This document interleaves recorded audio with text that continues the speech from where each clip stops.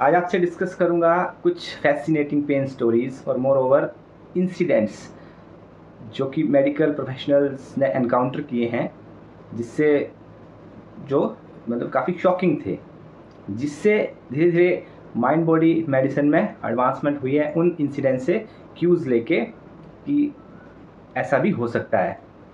इसमें different incidents हैं, तो जैसे वॉर टाइम के स्टोरीज़ हैं कुछ।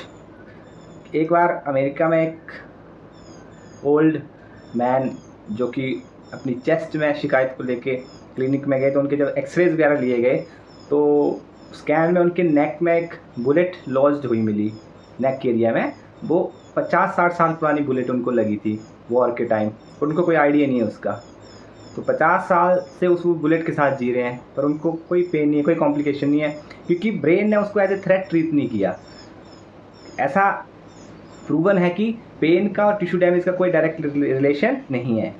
बिना टिश्यू डैमेज के भी एक्सट्रीम पेन हो सकते हैं और टिश्यू डैमेज होने के बाद भी नो पेन हो सकता है।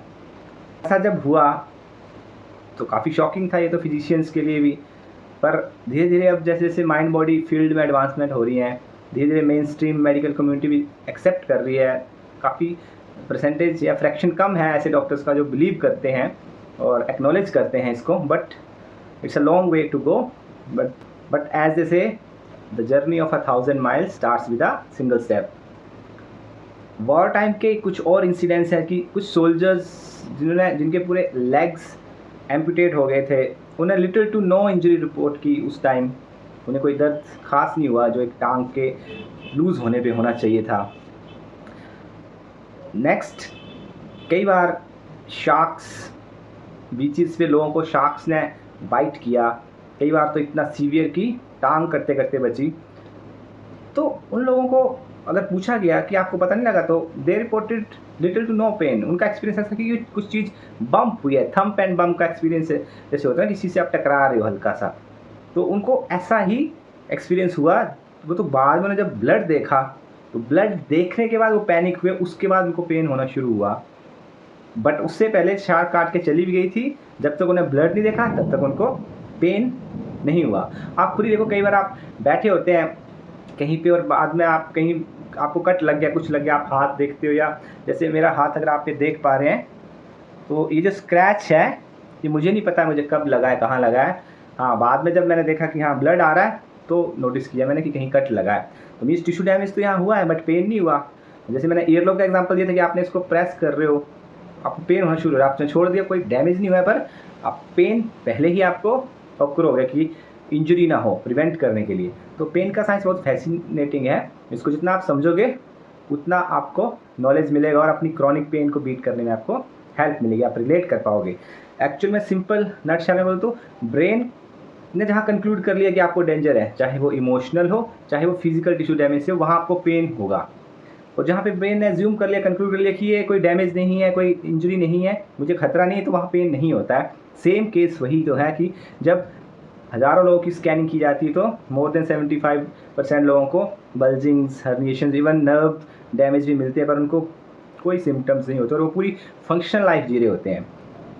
आप किसी योगी को भी देख लो जो पूरी स्ट्रेचिंग करते हैं या पूरे योगासन करते हैं और ओल्ड एज में हैं, इवन मिड एज में भी हैं, तो वो पूरे फ्लेक्सिबल हैं, पूरे एक्टिव हैं, उनको स्कैन करो तो उनको भी डीजनरेशन मिलेगा, बट उनकी माइंड ने उस डीजनरेशन को एज ए डेंजर ट्रीट नहीं किया है, इसलिए पेन नहीं हो रहा है। और किसी को हल्का सा पेन होता है, इंजरी होता है, लोअर बैक स्प्रेन भी हो जाता है, तो वो क्रॉनिक हो जाता है क्योंकि वो डेंजर में चले जाते हैं। वो सोचते हैं कि समथिंग हैज़ वेंट रॉन्ग, कुछ गलत हो गया उनकी बैक में, तो वो पेन क्रॉनिक हो जाता है, वो फियर रूप में चले जाते हैं। क्योंकि आपको लगता है कि आपकी बैक आपके लिए बहुत इंपॉर्टेंट है, अभी से आपको दर्द हो गया तो आप आगे कैसे फंक्शन करोगे। Fear makes the pain chronic, और फिर वो फियर एक फीडबैक लूप की तरह बार बार जाता है। आप ओवरथिंक करते हो, सिम्टम रिसर्च करते हो, वैसे वैसे सिम्टम आपको प्रोड्यूस होते हैं और वो सिलसिला चलता जाता है। एक छोटे से पेपर कट की एग्जांपल लेता हूँ। जब पेपर कट या घास से कई बार कटते हो आप, हल्का सा सुपरफिशियल कट होता है पर कितना बुरा हर्ट करता है आपको पता है, वो बहुत दर्द होता है उससे। तो ऐसा क्यों, वो भी सोचने वाली बात है। और ये भी सच में पाया गया कि एक वायलिनिस्ट जो होगा, जो अपनी फिंगर्स को यूज़ करते हैं अपने प्रोफेशन में, उनको अगर फिंगर का में कट लगेगा, पेपर कट, तो उनको ज़्यादा पेन होगा और ज़्यादा देर तक रहेगा क्योंकि वो फियर में है, क्योंकि वो उनके प्रोफेशन से रिलेटेड है फिंगर। अगर एक डांसर को लगेगा फिंगर में कट तो वो इतना पेनफुल नहीं होगा और उसके ज़्यादा हर्ट करने के चांसेस बहुत कम है। ये भी रिसर्च बेस्ड प्रूफ है। एक फुटबॉल प्लेयर का एग्जांपल लेता हूँ। जब कोई गोल स्कोर करता है तो पूरी टीम उसके ऊपर चढ़ जाती है, सारे उसके टीममेट्स, तो ऑलमोस्ट 1 टन का वज़न उसके ऊपर है उस टाइम। और पर जब सब हटते हैं तो वो हंसता हुआ उठता है और फिर ज़्यादा एनर्जी के साथ दूसरे गोल की तैयारी करता है। तो उस टाइम ऐसा क्या हो रहा है कि इतना लोड पड़ने पे भी कोई पेन नहीं हो रहा उससे। और कई बार आपको लगता है कि नहीं, आपको हल्का सा बैंड होने से इंजरी हो गई है, तो वो आपका थिंकिंग से हो रहा है सारा। तो ऐसा कैसे हो सकता है कि आप हल्का सा बैंड हो रहे हो और आपको पेन क्रोनिक हो गया, जबकि कोई लोड नहीं पड़ा स्पाइन की, कुछ नहीं, हल्का सा बैंड होने से, क्योंकि आपने सोचा कि ऐसा करने से आपको खतरा है, आपको डेंजर है, तब ऐसा हुआ और वो फियर लूप स्टार्ट हुआ और आपका पेन क्रॉनिक हो गया। आपने वो एक्टिविटी अवॉइड की, फिर फ्यूचर में वो प्रोग्राम हो गया आपके मेमोरी और एक्सपीरियंस से।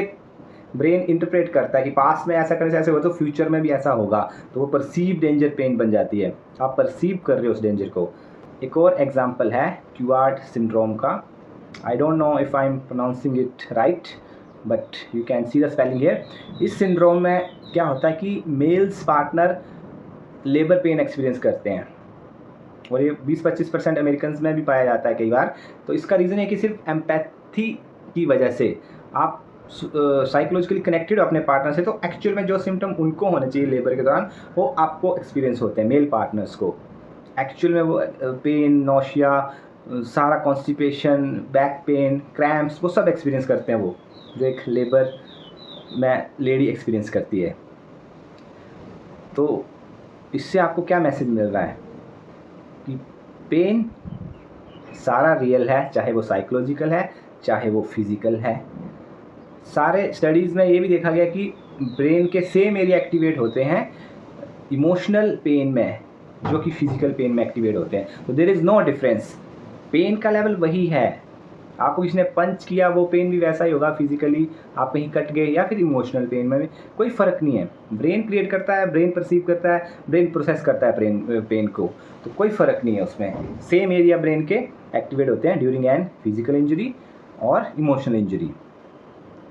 होवर्ड शूबनर इस बात पे बड़ा फोकस करते हैं। तो हमें ये अंडरस्टैंड करना है कि ऐसे नहीं सोचना है कि कैन TMS कोज दैट सिम्टम और that symptom, is my pain TMS, are my symptoms due to mind body.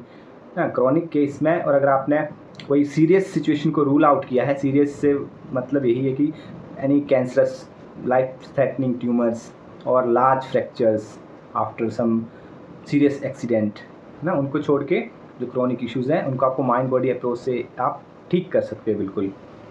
और एक फ़न फैक्ट ट्रिविया बताता हूँ कि पूरे वर्ल्ड में एक साल में बिलियंस ऑफ एस्पिरिन टैबलेट्स खाए जाते हैं, और उनको आप एक के ऊपर एक को रखो तो वो मून तक पहुंचाएंगी एंड अगेन बैक।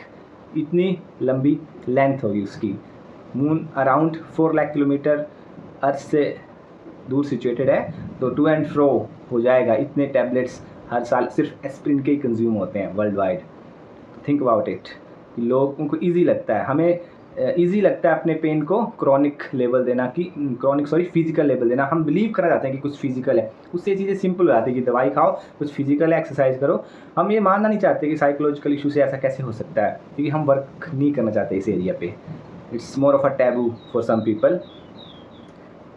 उसके बाद ये भी रिसर्च में प्रूव हुआ है कि पिल्स के कलर, शेप एंड साइज पे भी हीलिंग और उसकी एफिकेसी डिपेंड करती है। ट्रांसपेरेंट कैप्सूल्स और इसके अंदर कलरफुल बीड्स, छोटे छोटे ग्रैनुल्स हों मेडिकेशन के, तो वो ज़्यादा असर करता है as compare to white capsule जो नॉन ट्रांसपेरेंट है, ओपेक है, और उससे भी कम असर करती हैं आपकी राउंड टैबलेट्स। उससे थोड़ी सी ज़्यादा असर करती हैं स्क्वायर टैबलेट्स, क्योंकि हम कलर अलग हो टैबलेट का तब भी एफिकेसी में और उसके असर में, मोरोवर आपकी रिकवरी में उससे फ़र्क पड़ता है। ये प्रूवन है रिसर्च पे, क्योंकि हम इंटरप्रेट करते हैं कलर से, शेप से कि हाँ ये कुछ दिखने में फैंसी से ज़्यादा इफेक्टिव मेडिसिन है ऐसा, तो वो असर हील तो आपका ब्रेन ही कर रहा है। प्लेसबो इफेक्ट आपने समझा होगा। कई लोगों को, किसी को बैक पेन में एक्यूपंक्चर से रिलीफ मिल जाता है, किसी को योगा से, किसी को नेचुरोपैथी से, क्योंकि वो आपने फेद रखा है उस प्रोसेस में। तो फेद से ही सारा हीलिंग होता है। ब्रेन को मैसेज मिल गया कि आप सेफ़ हो, तो मैसेज ऑफ सेफ्टी उनको उस तरीके से मिल गया।